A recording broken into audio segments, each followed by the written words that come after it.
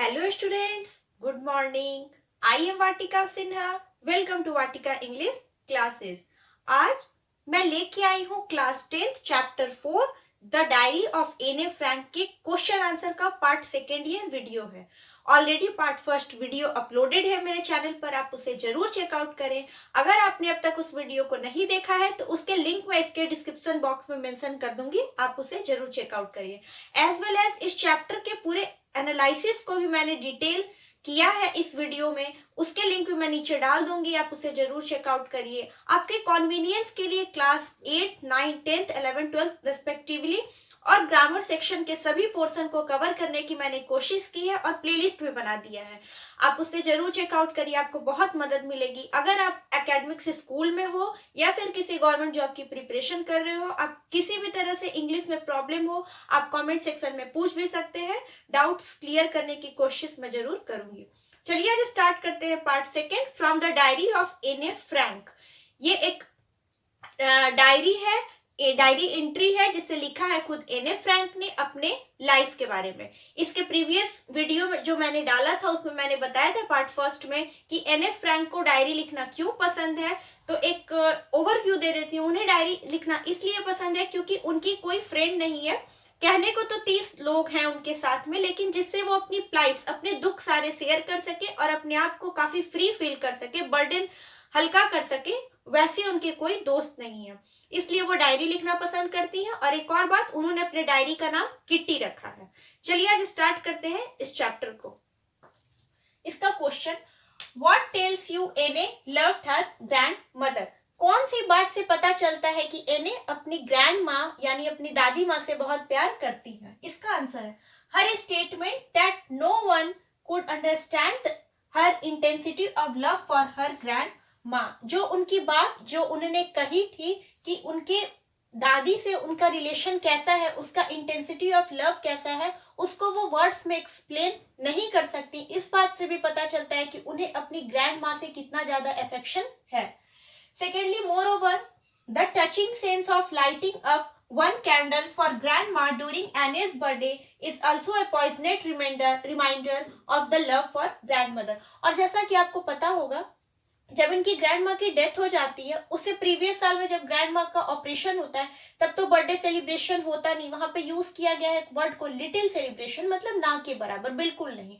और next year उनकी दादी की डेथ हो जाती है, तो वो अपने बर्थडे कैंडल्स में एक कैंडल अपने दादी माँ के नाम से जलाती है, जिससे पता चलता है कि वो अपनी दादी को कितना ज्यादा मिस करती है और उनको एज अ ट्रिब्यूट वो देने के लिए एक जो कैंडल है वो अपनी दादी के नाम का जलाती है। तो ये सब बातें जो है, इससे हम लोग समझ सकते हैं कि जो एने है उनको अपनी दादी से कितना ज्यादा अफेक्शन है और लव है।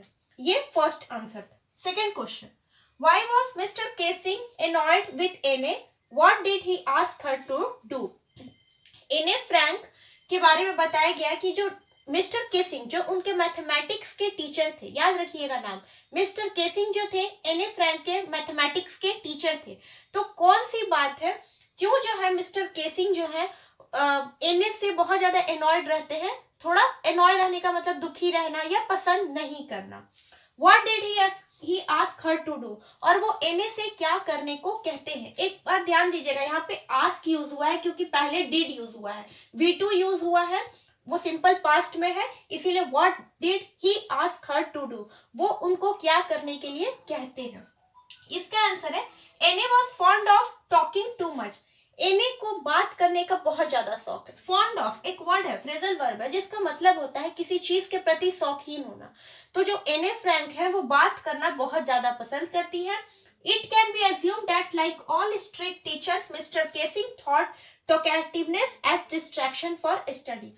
और बाकी लोगों की तरह जो बाकी सख्त टीचर है, स्ट्रिक्ट टीचर है, उन लोगों के मुताबिक भी बात करना जो होता है वो पढ़ाई के लिए डिस्ट्रैक्शन है, यानी उनका ध्यान भंग कर सकता है। जैसा कि बाकी टीचर सोचते हैं वैसे ही मिस्टर केसिंग भी सोचते हैं। सो ही वॉज एनॉयड विथ एने, इसी बात को लेके वो एने से बहुत ज्यादा एनॉयड रहते हैं। He asked Anne to write an essay on chatterbox, और वो एनए को क्या करने को कहते हैं, इस क्वेश्चन का आंसर है कि वो एनए से क्या बोलते हैं।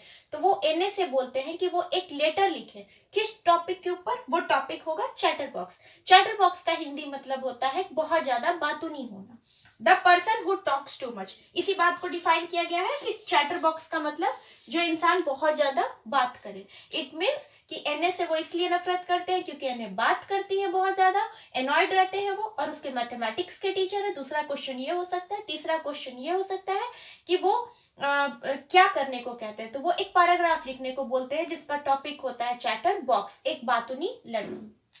Third question, do you think mister Keining was a strict teacher? क्या आपको लगता है कि जो मिस्टर केसिंग है वो एक स्ट्रिक्ट टीचर? स्ट्रिक्ट टीचर का मतलब हम लोग क्या अज्यूम करते हैं, जो स्टूडेंट्स को थोड़ा डरा के रखे, ठीक है। इसका आंसर है whatever action a teacher takes that is done in good intentions. कोई भी टीचर जो भी एक्शन लेता है, कार्य करता है किसी बच्चे के लिए, तो वो गुड इंटेंशन से होता है, मतलब अच्छे सोच से होता है। इंटेंशन का मतलब होता है सोच, इरादा। Teachers always think about knowledge development of child. एक टीचर हमेशा अपने स्टूडेंट, यहाँ पे चाइल्ड का मतलब है स्टूडेंट, अपने बच्चे के डेवलपमेंट के बारे में सोचता है, उसके नॉलेज को बूस्ट करने के तरीकों के बारे में सोचता है। It is the differences in perspective of students that of teachers which create an image of strict teacher. और ये स्टूडेंट की मानसिकता, उसके पर्सपेक्टिव, सोच पर डिपेंड करता है कि वो उस टीचर के डांट को किस तरह से देखता है। कुछ स्टूडेंट्स होते हैं कि अगर टीचर डांटते हैं तो वो समझते हैं कि मेरी भलाई के लिए, उनके गुड इंटेंशन है। कुछ बच्चे होते हैं कि उग्र हो जाते हैं कि नहीं, मेरे टीचर ने मुझे बोला मतलब मेरा इंसल्ट किया। तो वो स्टूडेंट के पर्सपेक्टिव पे डिपेंड करता है। Mister Keining was also trying to control a supposedly bad habit of Anne. और जो मिस्टर केसिंग है वो कहीं ना कहीं एनए के बैड हैबिट, जो कि वो मान के बैठे हैं कि बैड हैबिट है, उसको वो रोकना चाहते हैं। When he convinced that she was good at writing and talkativeness is not coming in her way of studies, he started behaving properly with Anne. और एक समय के बाद जब पता चलता है एनए के टीचर मतलब मिस्टर केसिंग को कि बात करना अलग बात है, लेकिन एनए के बात करने की चीज को पढ़ाई के बीच में कभी नहीं आता, मतलब वो पढ़ाई में बाधा के रूप में नहीं है, और वो लिखने में भी काफी अच्छी है, मतलब उसकी राइटिंग स्किल्स बहुत प्रॉपर है, बहुत सही है, तब वो अच्छे से बिहेव करना एनए के साथ सीख जाते हैं। यही था ये क्वेश्चन।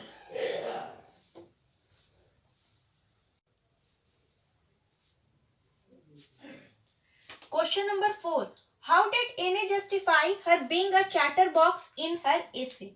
एनए ने किस तरह से अपने एसे में डिफाइन किया चैटर बॉक्स को, जस्टिफाई किया मतलब इसे सही ठहराया। आइए देखते हैं। इन हर फर्स्ट एसे एनए justified her talkativeness by explaining that it was in her genes because her mother was also talkative. Anne ने बताया कि बात करना, जो ज्यादा वो बात करती है, इस चीज को उन्होंने एक्सप्लेन किया कि वो उनके जीन्स में है, मतलब उन्होंने वो ट्रेट किया है अपने पूर्वज यानी उनकी नानी, फिर मदर और फिर उनमें, मतलब ये चीज कैरी हुआ है। उनकी माँ बहुत ज्यादा बातूनी थी, बात करती थी, पसंद करती थी बात करना, इसीलिए एनए भी बात करना पसंद करती हैं।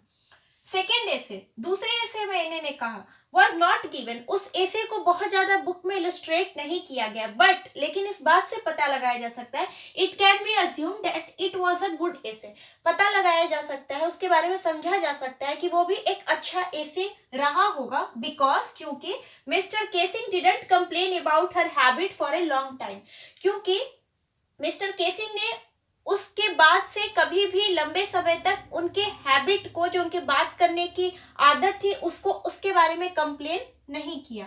इन द लास्ट एसे और थर्ड एसे में Anne made a humorous poem about a father duck and ducklings. और जो तीसरा लेसन था, एसे था, फर्स्ट जो था जो कि उन्होंने बताया कि उनकी माँ से उनके जीन्स में ये इनहेरिट हुआ है, सेकंड के बारे में बहुत कुछ खास नहीं बताया गया, लेकिन इतना जरूर है कि वो भी कुछ अच्छा एसे रहा होगा, तभी उसके बाद से मिस्टर केसिंग ने कुछ कंप्लेन नहीं किया। और थर्ड एसे एक पोएम के तौर पर एनए ने उसे प्रस्तुत किया, ह्यूमरस पोएम मतलब मजाक के तौर पे, और उसमें बताया एक डक के बारे में। डक यानी बत्तख, जो कि एक डक बत्तख को कहा जाता है उसके बारे में, बर्ड के बारे में, और डकलिंग्स कहा जाता है बत्तख के बच्चों के बारे में। और उन्होंने बताया कि this essay pleased mister casing, और इस एसे को मिस्टर केसिंग ने बहुत ज्यादा पसंद किया। एंड ही स्टॉप्ड रिब्यूकिंग एने फॉर हर टॉकेटिवनेस, और उसके बाद से एने को कभी भी टीचर ने डांटा नहीं, रोका नहीं उनके बात करने के तरीके को। रिब्यूक एक वर्ड है जिसका साइनोनिम होता है स्कॉल्ड, किसी को डांटना। रिब्यूक का मतलब डांट लगाना। तो थर्ड पोयम के बाद एने ने जो प्रस्तुत किया डकलिंग और डक के बारे में, उसके बाद से कभी भी एने के टीचर ने उनको बात करने से रोका नहीं। अब हम लोग देखते हैं fifth question, what made mister casing allow एने टू टॉक इन क्लास। आखिर वो कौन सी बात थी जिससे मिस्टर केसिंग ने अलाउ किया एने को क्लास में बात करने के लिए। इसका आंसर है acnes last essay was like an anecdote.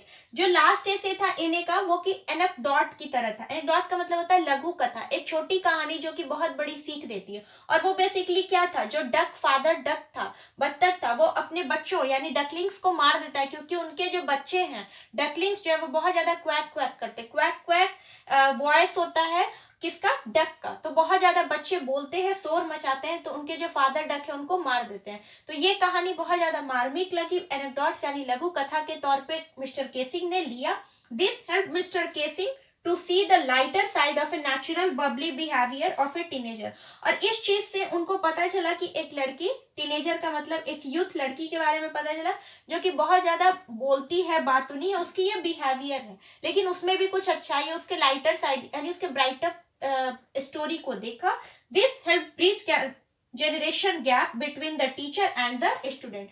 और ये जो बात था, ये जो कॉन्वर्सेशन था जो उसने लिखा फादर डक और डकलिंग के बारे में, इन्होंने जितनी खूबसूरती से डिपिक्ट किया उस वर्ड को, उस लेसन को, इससे मिस्टर केसिंग को बहुत बड़ा एक लेसन के तौर पे उन्होंने लिया और कहा कि बात करने से अब उसे रोकेंगे नहीं।